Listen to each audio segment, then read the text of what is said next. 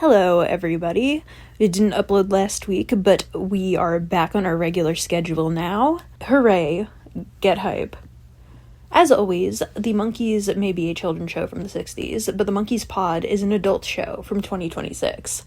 I think we have, like, in this one, swearing, sexual references, and drug references. We have a lot of nasties in this episode. Enjoy the episode. Hello and welcome back to the Monkeepad, a Monkees recap podcast. My name is Sommer. I'm Lisa. And I'm Molly. Today we have season 2, episode 4, Monkee Mayor. This is a very peak episode to me. The historical background for the premise. So I was a little lost at sea at first here because my only knowledge of 1960s politics comes from the musical Assassins. Of course.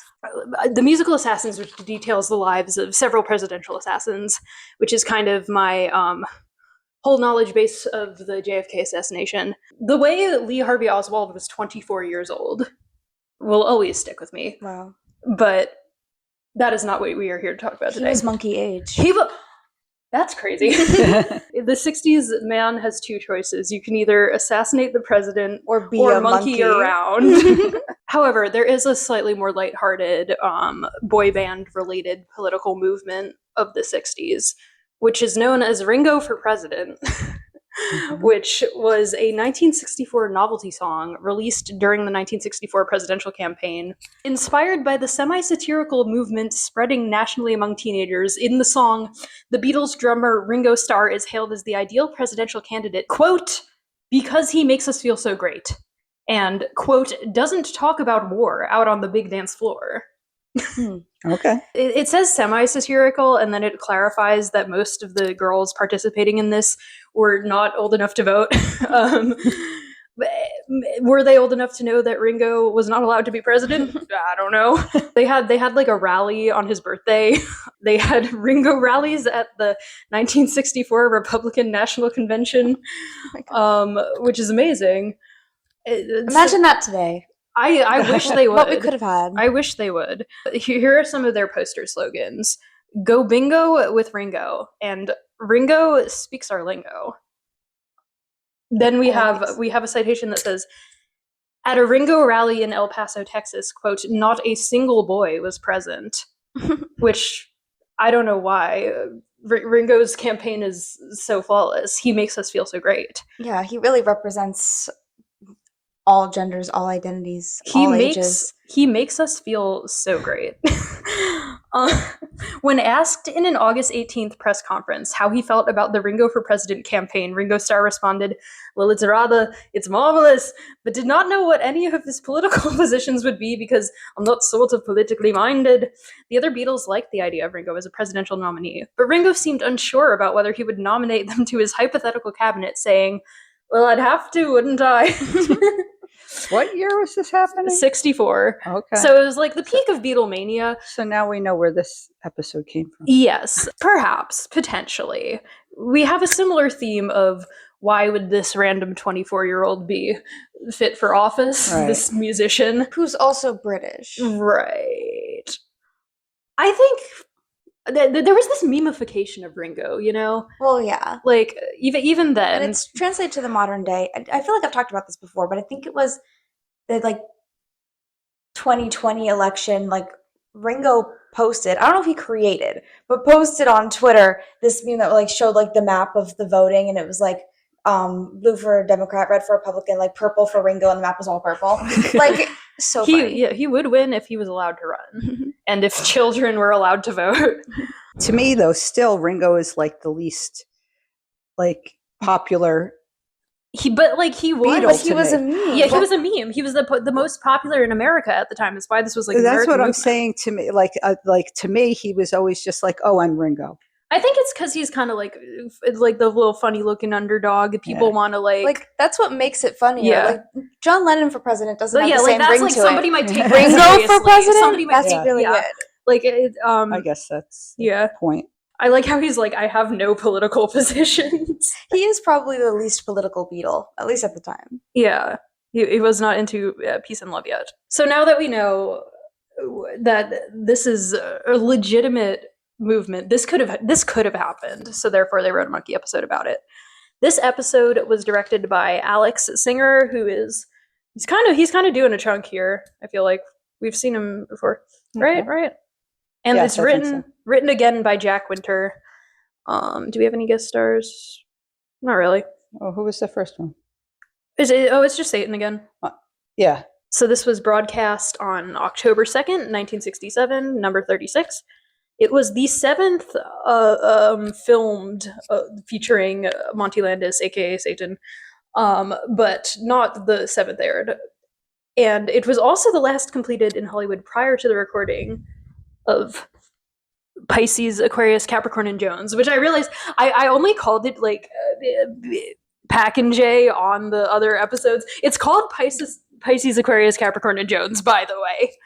And it's called that because Mike and Davy have the same birthday, so that's why Davy is Jones, and he doesn't get his because he's also Capricorn. Oh, Yeah. So this was the last one they filmed before their like little break. They recorded that album and they did a tour that summer, and then they started back up again in September. Okay. So this is like the last episode before like Mike at least gets a haircut because we're reaching peak levels of Mike hair length. It's so fluffy. Yeah.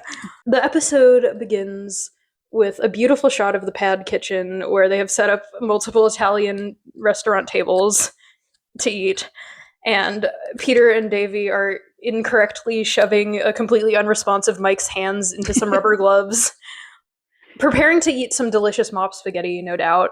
I was like, why are they putting gloves on him? But it was I think he was supposed to be cutting meat. Yeah, he had to carve the roast beast, which requires dishwashing gloves for some reason. As they are going to eat so delicious dinner, all their old neighbors, every pop in the neighborhood busts in, and mom and ma busts in and takes their furniture out from under them. Their plates, their silverware, Yeah, All the chairs. right. chairs. And the explanation for this is that they are all being evicted because the city is building a parking lot on all their houses. Why, first of all, would all your furniture be borrowed from your various elderly neighbors? Yeah, I had many questions because at first I thought that the neighbors were like, we're all being evicted, including you, so you need to move your stuff out. But that didn't seem to continue to be the case of why this was occurring. No, they came in to take the stuff they had borrowed back, but apparently they've borrowed everything. Everything. They own nothing. Who borrows a table? And also, if you're old and getting evicted, why would you want your table back? Because now you have to move that table around. You have nowhere to live. Yeah. Maybe You want to live in under the table? under the table. It doesn't make any sense. No, and then Micky drops the table on himself. Congratulations. And then breaks it. So now nobody gets that Nobody table. gets the table. Yeah. And Mike just keeps asking if someone can tell him what's going on. He doesn't know what's going on. I was just commenting off camera that Mike does a lot of questioning. What's going on, so that we can talk about what's going on. He's the rational monkey. Thank you, Mike. Thank you, Mike. Also, in this scene, we can see their unexplained, ominous outdoor hallway head. Yeah. Oh yes. There's this giant head sculpture or cutout or something that's like outside like their paper mache. Yeah, Yeah, it does look outside their front door. It's like got like it just sits there. It just sits there. It's very spooky. It's got like a goatee. I don't know what the deal with that is. No. I also like how the old people say specifically they're going to tear down our homes to make a parking lot. Because that's like literally from what's the Joni Mitchell song? Oh, is it Paved Paradise? Yeah, the big yellow. It's literally Big Yellow Taxi by yeah. Joni Mitchell. I kept waiting for them to reference it, but did that song come out later? I think it might have. It must have. Was this a thing that happened a lot? Well, I guess so. For parking lots. Yeah, well, parking lots. Yeah, it's hard to find parking. Well, if you think about the like rise of like car culture at the time, Absolutely. They had so many cars, they had to park. Yeah, they had to go to the mall and like not the mall. That's an 80s thing, but like they had to go to the drive-in. They had to go to like different They activities. had to go downtown. Yeah, Cars. Yeah. They had to go cruising. Lucy and Ramona cruising through the jungles of L.A. Yeah. I don't know. Just the parking lot is very it gives very like forget the whales, feed Twiggy. Hello, like that era of activism, of environmental activism.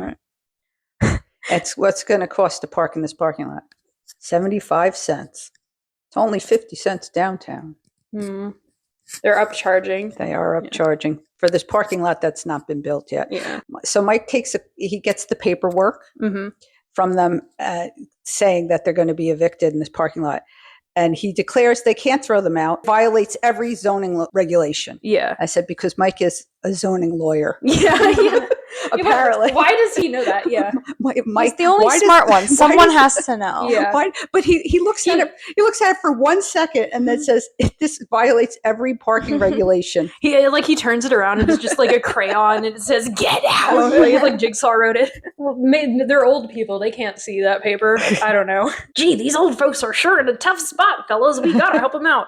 But they're like, well, they'll never come for the Monkeepad. But then the Monkeepad begins being demolished for a single shot, by which I mean they put dust on them and shake the camera. Yes. And for that single shot, Mike has his hat on. They sprinkle some dirt on them and shake the camera. Oh, the guys shake themselves. Yeah. Mostly Peter. And they do some coughing. And they said, they cough like children. They cough like when children are like, blast so hard that shakes the gloves off of Mike's hands and the hat back onto his head. Yeah. He summoned his hat. his hat lands back on his head and the gloves are no longer He was on. nervous, so he summoned his hat. The hat itself has like attained shadow realm powers in these 2 episodes. This is really the point in the show where Mike is like fully refusing the hat, though. Like this is his hat breaking point, and he will only wear it when directly plot relevant. So I guess it was kind of plot relevant, but like it appeared after the blast. His hair is so long though that like he looks literally like Amelie. It looks like he has, if it weren't for the giant sideburns, he would have woman hair. The sideburns are comical. It's all the way down his face. I love it. It looks amazing. I find it interesting that the villain in this one is the hand of capitalism and the gentrification on the Malibu elderly working class. Yeah, I said it was kind of woke, low-key. Yeah, this is a very political episode. Yeah.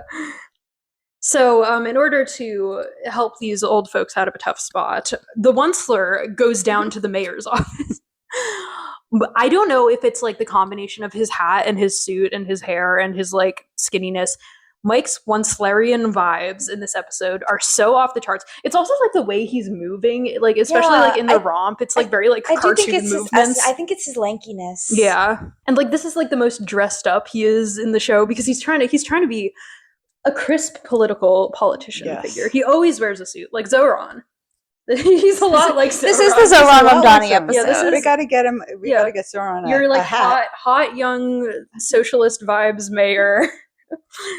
Get Zohran a hat. When I met Zohran, he had a hat on because he was trying not to be noticed in public. He wasn't wearing it. It wasn't a green. No, it wasn't. It was a Yankees hat. I think he could rock the green beanie. Yeah. Let's Zohran, if you're listening. Zohran, come by. We'll try some looks out. Mike and his shiny lips explain to the mayor's secretary that he would like to lodge a complaint. And she's like, oh, come in the complaints door. And that just leads right back outside. So he stomps back in the front door and is like, no, I want to see the mayor. And she's like, no hesitation. She's like, oh, right, this way. He opens that door to a brick wall, which bonks him with a mallet. Yeah, I said the mallet's back. Yeah. And then inexplicably, it cuts to him storming through the front door again as if he went outside again, but he was just bonked inside. So I don't know. There was like a little hallway, and he just had he like skimmed through. I get that's why he's so skinny. He could scutter through the wall. So like. So he's thinking that, oh, this brick wall where I got bonked, the mayor is behind that, and I just need to go. I just need to get past this wall. Yeah. And then he says, all right, now look here, wipes nose. I'm about up to here with this stuff, and if I don't get some satisfaction, I'm going to take this whole thing, and I'm going to dump it in the opposing party's lap. And then the mayor comes up to him and goes, my boy! And he goes, ah! It's so funny. It's like, the comedy delivery is genuinely amazing. And I also like that the mayor calls him my boy, because he is my boy. But then the mayor calls him Nessmeyer, Nesswash. He doesn't respect him. He cannot get his name right. Nessbacker, Ness just keeps making up names for him. Yeah. Well, I would not respect this young man either, because look at his hair and hat. He's wearing a green beanie with buttons in the mayor's office. And beautiful flowing hair. He's a long-haired weirdo. He is weird. He is very weird. You've never seen him without that stupid hat on. That's weird. That's weird. He's a weirdo. So Mike tries to convince the mayor to not displace the elderly. And the mayor says that our country was settled in 1612 from across the shores. The Pilgrims landed and found Indians. Luckily, they moved those Indians. Why throwing people out of their homes is the American way. And he didn't lie, actually. No. So, like... throwing people out. He does have a point. That is what a corrupt landowner would say. And then we see a little flashback of Peter dressed as a Native American. Yes, very sudden, as if we wouldn't see that. Yes. But I saw that. And shot through the head with an arrow. Right. The real Native Americans were Peter Tork. Yes. And then I said, the secretary just keeps smiling, and the mayor shakes Mike vigorously. The mayor shakes Mike so vigorously that Mike jumps up and down. Yes. Shakes his hand, we should say. He's not just like shaking him. And then he throws him back out of the office. And we find out why the mayor is so evil. And it's because of his vizier Satan. I'm sorry to Monty Landis and his various very different characters who are all so different from each other, but I'm going to call him Satan no, I'm just going to do it. Like his name, because I have a theory actually that all of his characters are Satan in disguise. Okay. Because they're all evil. Yeah. Except for one, right? Yeah. Well, the Sultan wasn't quote unquote evil. I feel like he was kind of evil. Okay. Should I tell you now who he is? Yes, please. He plays Mario, the magic shop owner in Pee-wee's Big Adventure. Oh, wait, I didn't know that. Yeah. Yeah, he is. I looked him up because I was like, and I looked him up and it came up as Pee-wee's Big Adventure because I'm like, oh, what else has he done? Apparently. Yeah. And that's who he is. Amazing. I have a theory, actually, that the Shadow Realm that we've been talking about this whole time is, in fact, hell from the devil and Peter Tork. Okay. And that is the realm where the shadows come from. And all the Shadow Realm powers derive from Satan himself.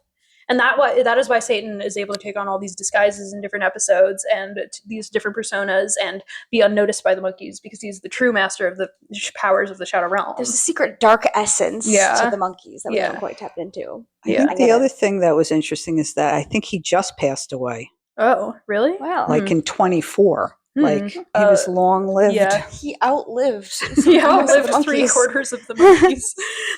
Anyway, Satan's name is actually Second Bush, or it sounds like Second Bush. It's Zecken Bush with a Z. Yeah. Satan's Bush. Which is a funny name. I have Zenden Bush. Second Bush. Okay. It has Bush in it, and that's funny. Ensign Bush. So Satan explains his evil plan to tear down museums, schools, and hospitals to build parking lots. Step 2, profit. I'm not really sure why anyone would use the parking lots if there's nowhere to go. But he's evil. It doesn't need to make sense. Okay. Right. Mike and his big ear return to the pad where all the old neighbors and their clotheslines are moving in.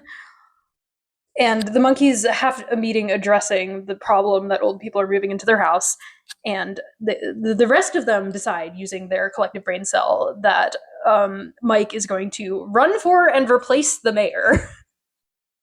I believe in Mike's campaign. I believe that we can have a hot, young, unknown candidate rise to the top of the ranks from obscurity, because I live in Mamdanistan, the best city on earth.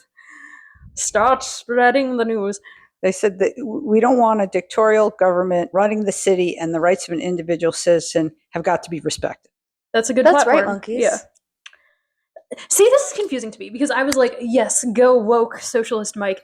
But Micky says in dialogue, Mike's like, what's right? He's like, you're right. And not only that, you're absolutely perfect. Like, is he calling him right wing? Is that what that joke is? No. I You're don't right. think so. And not No. only that, you're perfect. No. And then Okay. Peter says right on and pumps his fist. So Okay. right is like, no, does not mean Right like wing. all Okay. right. Doesn't mean the right like in Okay. 2000. Some politics are 20s. confusing things. There's a little, like, in the Monkees Monthly magazine, there's a little cartoon. That they have these little cartoons of the Monkees doing different tasks and stuff.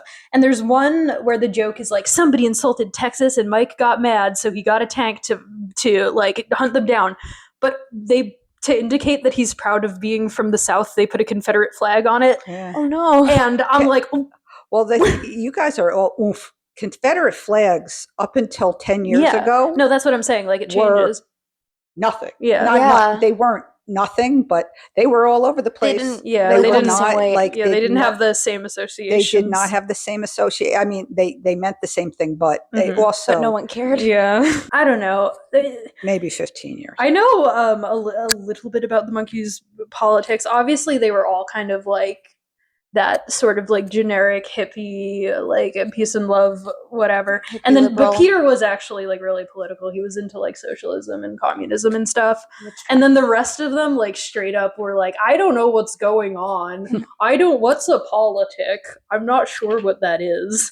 To be a weird beatnik in 1960s Texas, you had to like have a certain kind of like security in yourself. So it doesn't matter if you're not like really like up to date on like the actual political positions. You can still like just by who you align yourself with and the actions you take be representative of a political position.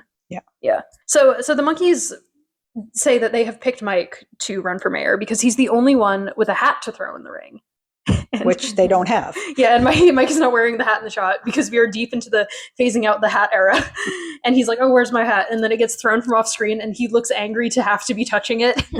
So Mike in real life was 24 at this point, but according to my calculations of his previous stated age in the showverse, he's 22 right now. Is he running for mayor of Los Angeles? I can only assume so.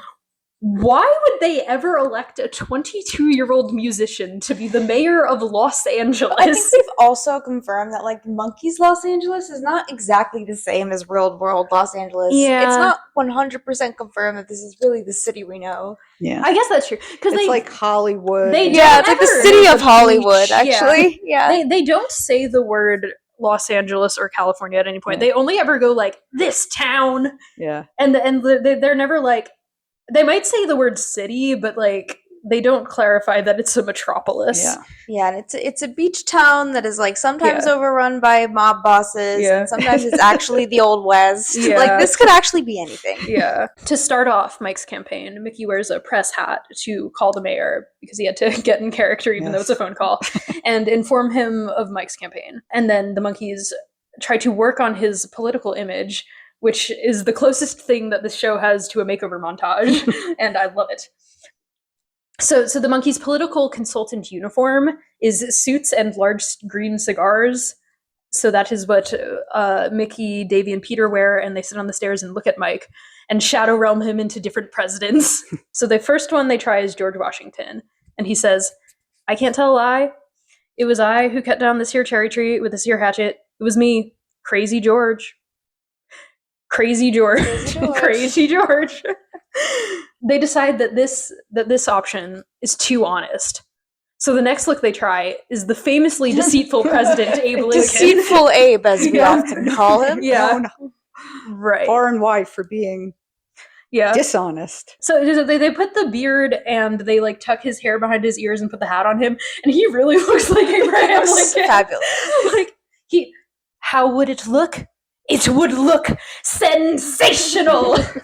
I'm gonna marry Todd out. Like, oh Mary, it would look I sensational. got it. You got it. Yeah. I got it. Oh, if only Everyone watch the play Oh that's Mary that's now why on I Broadway. if only Mike were here in the age of Oh Mary. Yeah. Like that would be a stunt casting for the ages. Oh, Yes. yes. Mary's If he was husband. still alive, I would make him.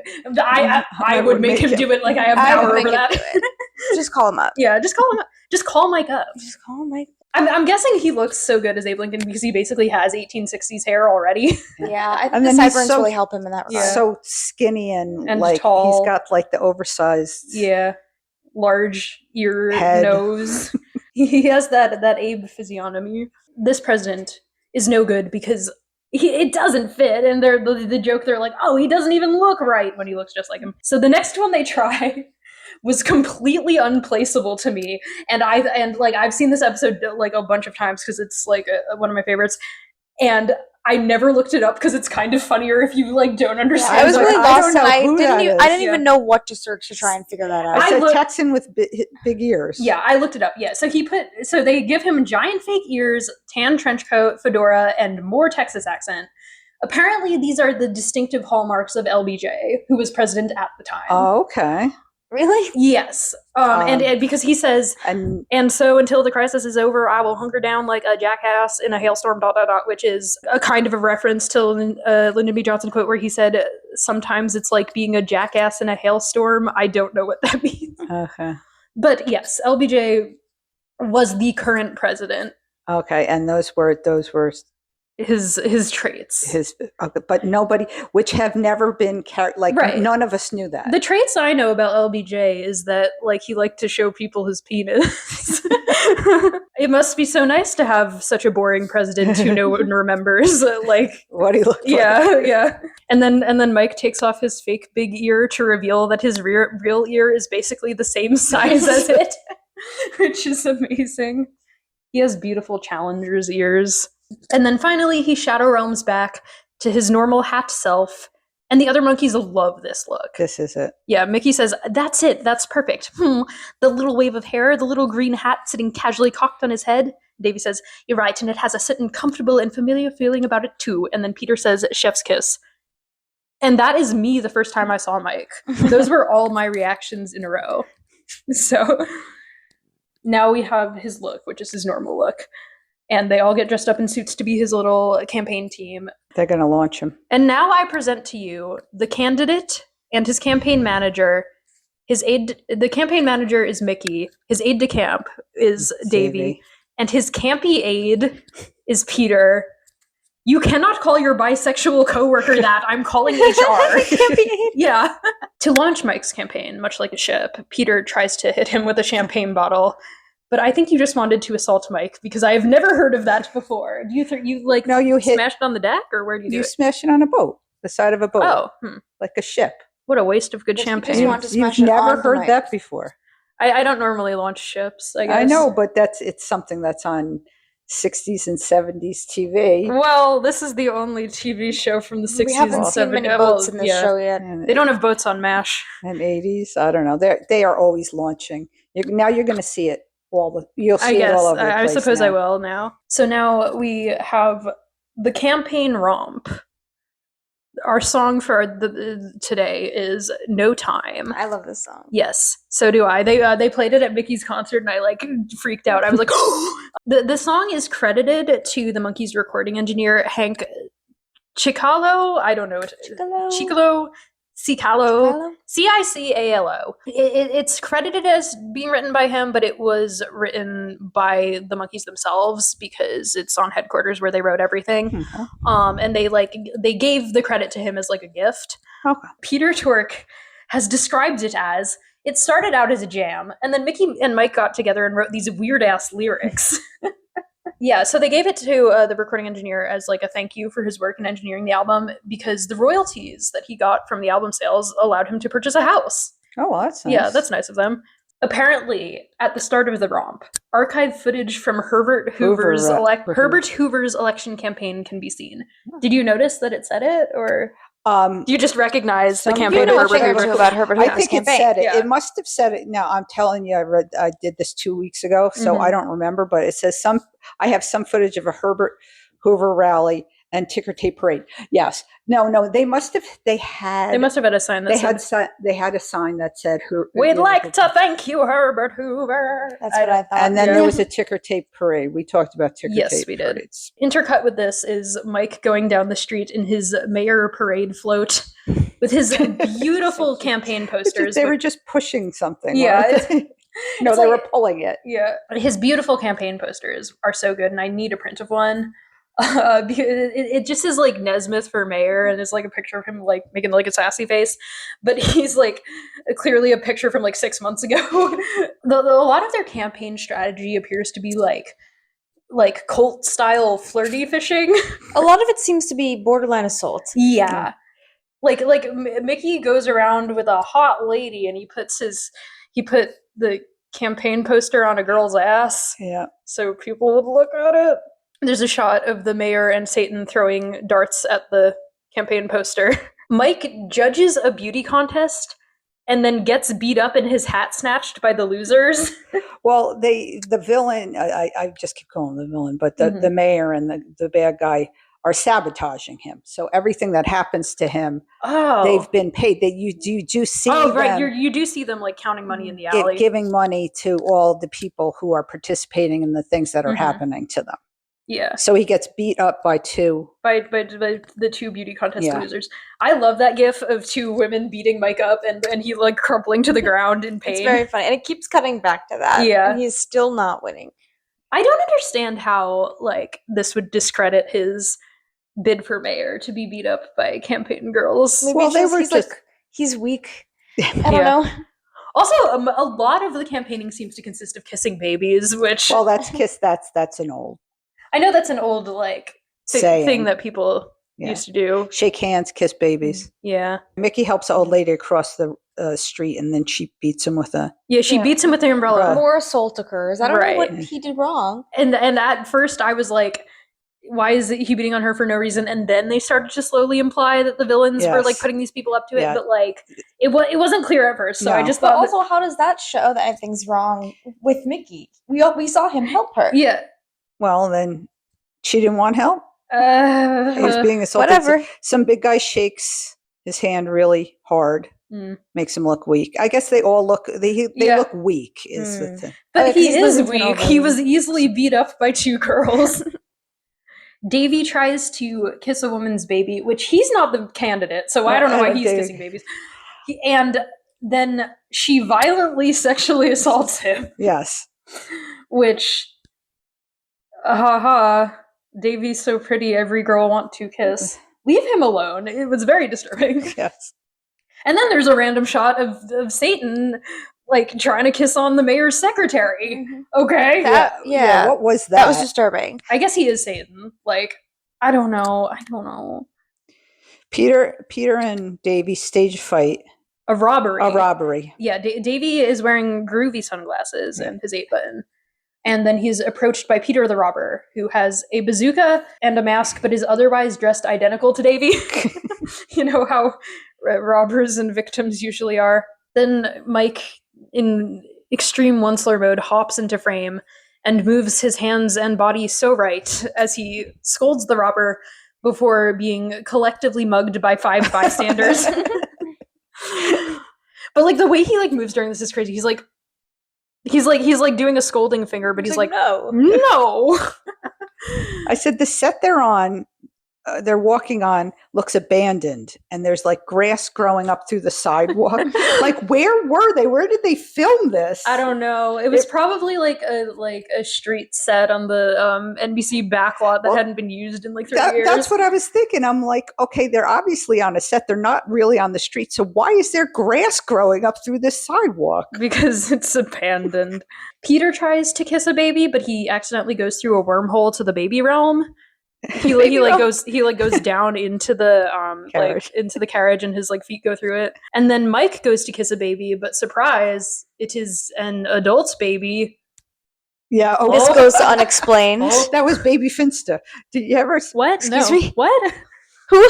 Finsta baby. If you sing it, I'm not going to know. No, it's not a song. It's Bugs Bunny.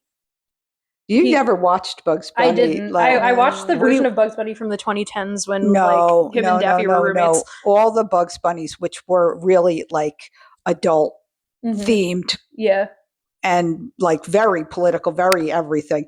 But we grew up watching them all the time. Anyway, there's one episode where this bank robber, this tiny little bank robber, is hiding as a baby. Like he's pretending he's a baby. And so he's like, he's smoking cigars, and like Bugs Bunny knows he's not a baby, Mhm. but he's still pretending he's a baby. Anyway, so he's like, Finster, oh, Finster, baby. And Is his name Finster or Finster. Finsta? Finster. Okay, because Finsta means fake Fake Instagram. Instagram. I know, but he's Finster. Okay. Yeah, and then he gets, and then he ends up like, you must play with the dirty money, because he's hiding the money in the. Let me see if we have a it credited actor for the adult baby, because we don't. We don't. No, he's like a little person. Yeah. But he just kind of looks like a regularly proportioned, like wrinkly, like middle-aged man, Yeah. though. see him like in And the he's actually in a diaper. Yeah. It was very weird. It was odd. It gave very magical mystery tour texturally in a way I can't quite explain. Mike says gets slapped by baby Finster. It's in your notes. I said actual grown man in a diaper. I should really read my notes. Yeah. If you can. If I can. So after this great day of campaigning, the monkeys return to the pad and it's in shambles. And we see Mr. Schneider. No, he's been knocked over. Schneider Poor has Mr. been- Schneider. He's falling out of His chair. neck is on the ground. No one's supporting his head. He's like a baby. He's gonna die. You need to support the neck. I said Everyone's they all walk concerned, through but no one runs to help him. Yeah. They all walk through the door at the same time. They that's how they go through I every know. door. Yeah. And all the campaign posters are everywhere. I said Peter's eyes are swollen. Because he's high. Yes. No, he's just so emotional from all the great work they did in the campaign. Peter's eyes are swollen. He was fucked up. Davy didn't look much better, and Mickey's doing his super squint. So They had a great time in They- the box yeah. recently. So they're trying to discover who has done this to their pad, and Mike says, I bet it was some goons from the mayor's office. Goons, too. Okay. How smart of you, Mike. Peter says, I'll bet it was political sabotage. And Davy said, how do you know that? Peter says, I'm not a campy aide for nothing. Because gay people like fancy words. I'm not entirely sure this is supposed to be like a gay joke, but like No, I I feel don't like know what the not at joke all. of campy aid is. he's campy. Yeah, but that doesn't. Okay. That just What does it meant- mean then? It just meant campy. It didn't He's- mean that they. I were don't think gay campy had queer implications. You know, at it the didn't time. have queer implications. It was just campy. I don't know what that.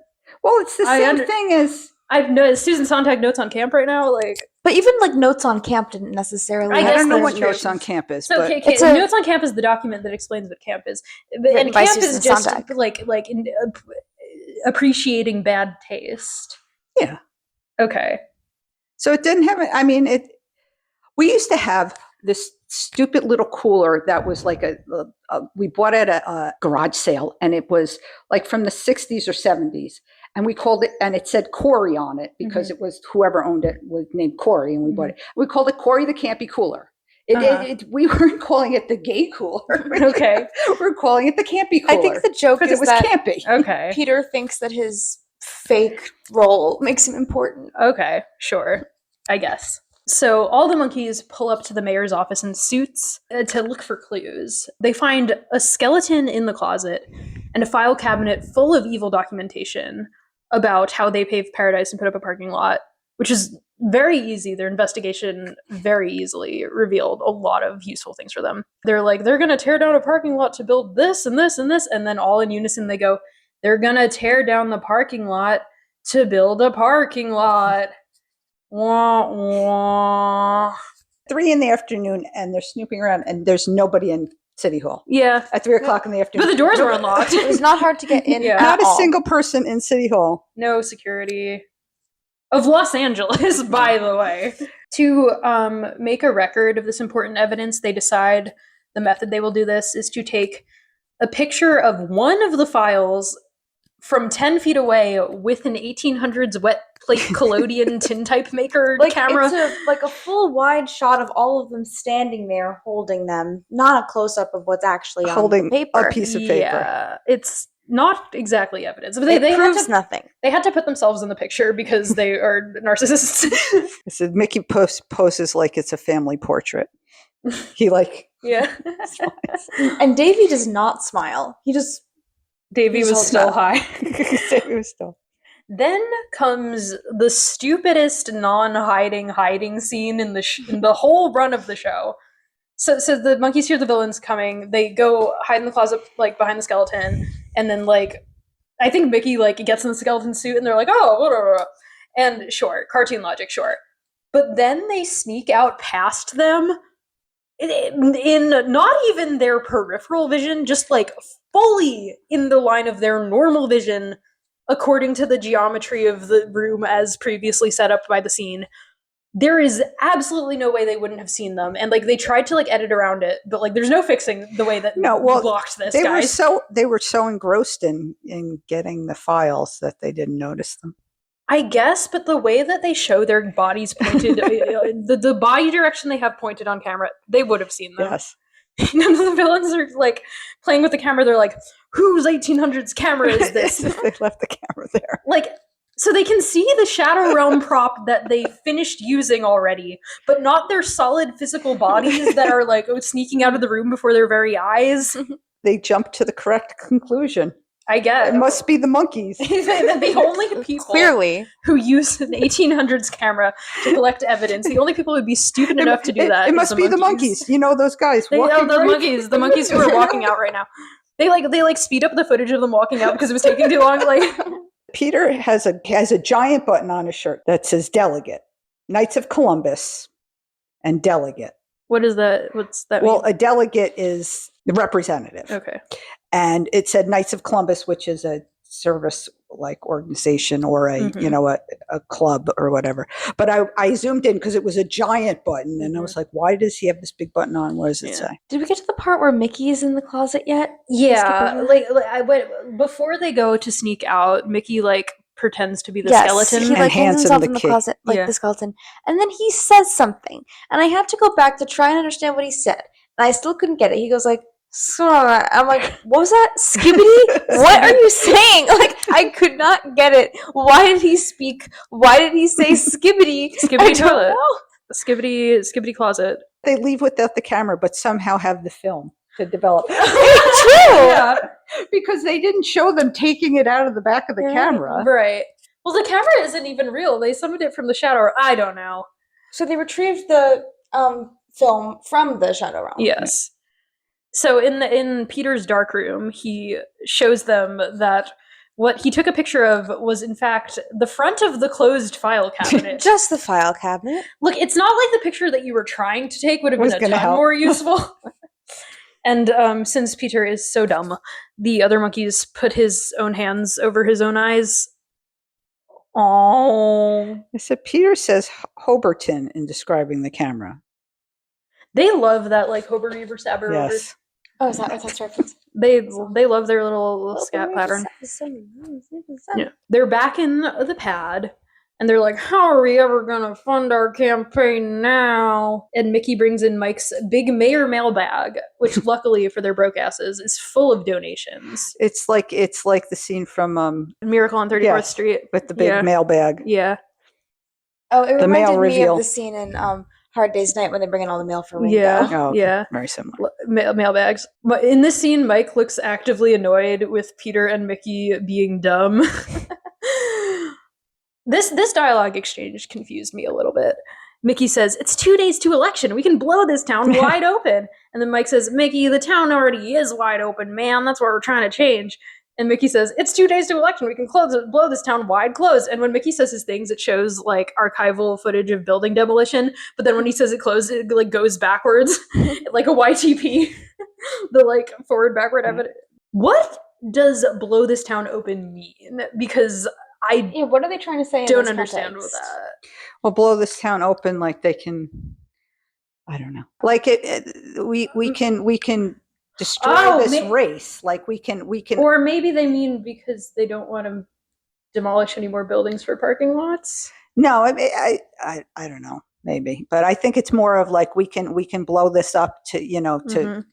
It's not a done deal. We can. Mm-hmm. The mayor's not going to win. We can win still. Okay. Yeah. I got this sentiment. Okay. So now with all their new campaign money, they start on their new ventures. Mickey goes to the newspaper office and asks Mr. Newspaper to if he can buy the front page using Monopoly money. And then Peter goes to Mr. Airplane and tells him to reroute all air traffic so that we can see the Mike themed skywriting. Who are these people and why do they have the newspaper owner? Sure, he owns the newspaper. Who is this plane guy and why would he control all air traffic?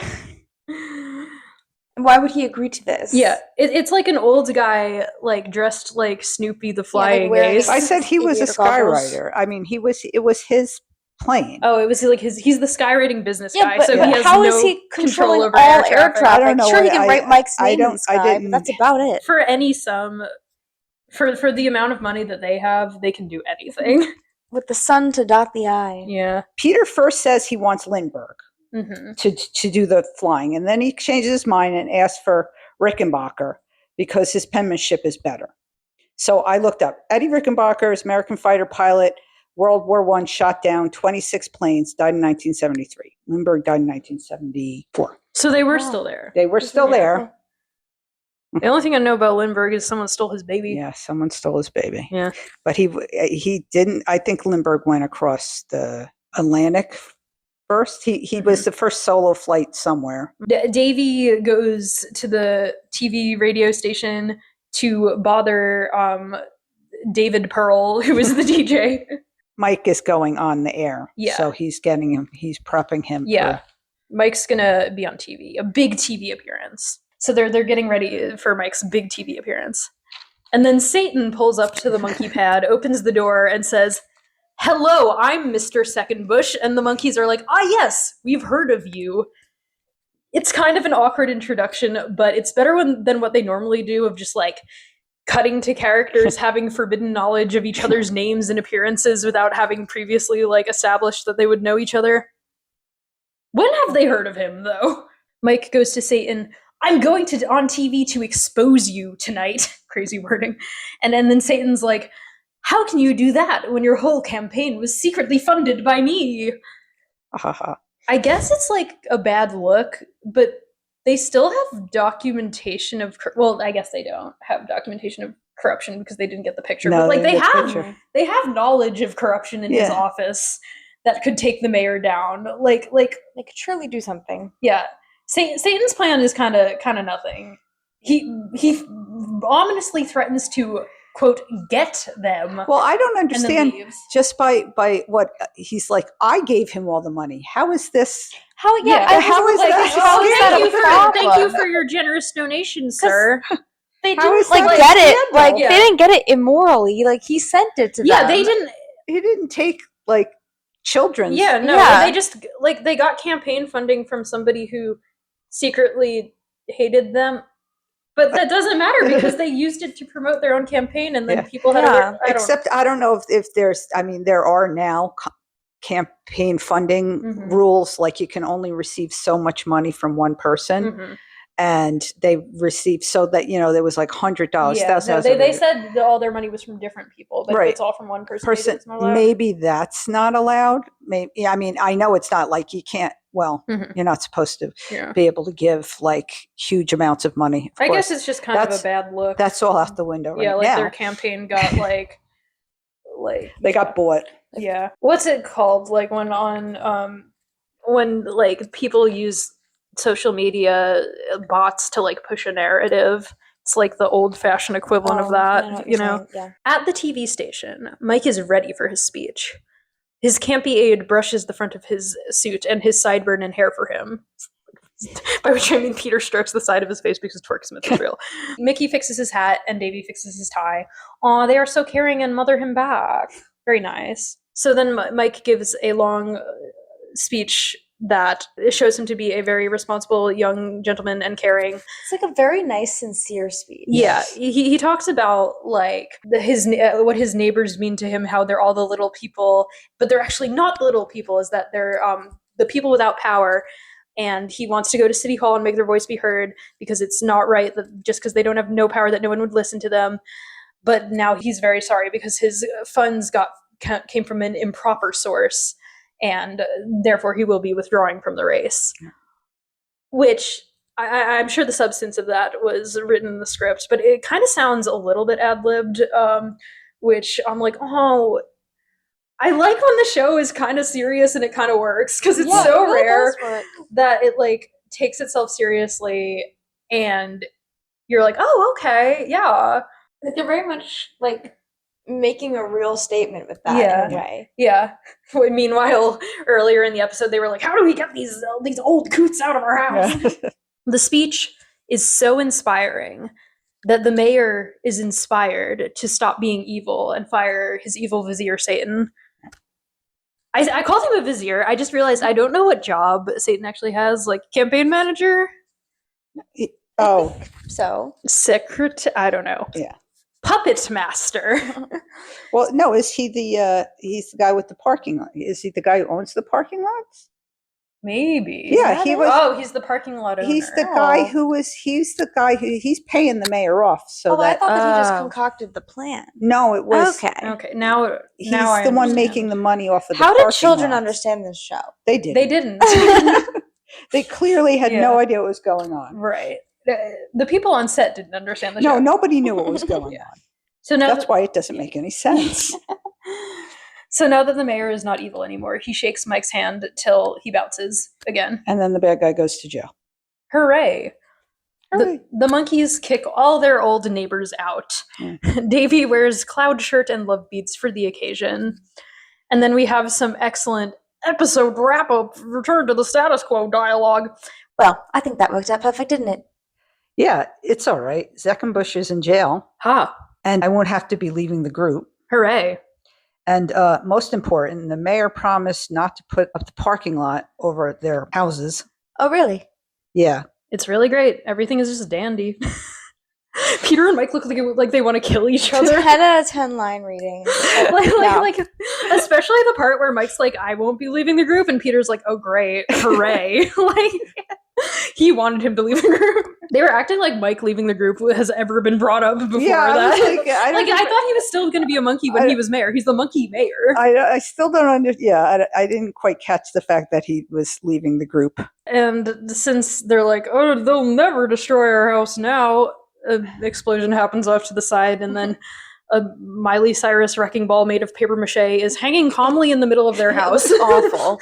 Like it's just like there's no swing to it. It didn't come in. It's just there. It's a watch fob, a giant watch fob, a watch fob for a giant. Mickey, yeah. Another pleasant valley.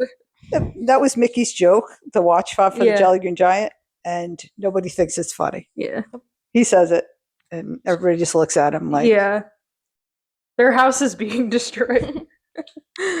Which is never addressed in the future. Then it goes back to it's totally fine. Another Pleasant Valley Sunday. Yeah, so it ends with another Pleasant Valley Sunday music video, uncut, changed from the last time we saw it. Girl, we done did this already. As the show goes on, it's gonna be the scripts are getting weaker, so we're gonna have like a unincorporated music video at the end of pretty much every episode from now on. So it makes it easier for us to take notes, I guess. The only note I had for it this time was their instrument playing is so attractive it keeps cutting between Mike and Peter's hands doing difficult fingerings. And the ending of it this time is like Davy and Peter pointing and running towards the camera. And I think that is a cute little shot. It's so cute. Yes. It's a cute music video. I said, you better play those keys, Pete. Some finger talents He's going jamming. on there. He's jamming. I said, Mickey's curls look extra luscious. Yes. And I want them to let him be free. And I like how Peter is very aggressively lip syncing the la da da da da da da when it's clearly Davy singing the lead, but I like the spirit, Peter. Yeah. He has the spirit. I said Davy's playing the bass over Peter's back. Must have been right there. Mike's making weird shapes with his mouth when he's supposed to be singing. And there's lots of shots of Peter's hand tattoo. Yes. Lovely, lovely song, boys. Thank you so much. Monkey out. Monkey out. We hope you enjoyed that episode of the Monkeys Pod. You can follow us on Instagram and the website formerly known as Twitter at Monkeespod. Today I will sing for you a parody song that I wrote the night that Zohran won the primary. The skyline falls as I try to make sense of it all. I thought I uncovered your secrets, but turns out there's more. You adored me before. Oh, my good-looking mayor. My good-looking mayor. My good-looking mayor. Oh, my good-looking mayor. Thank you. Bye.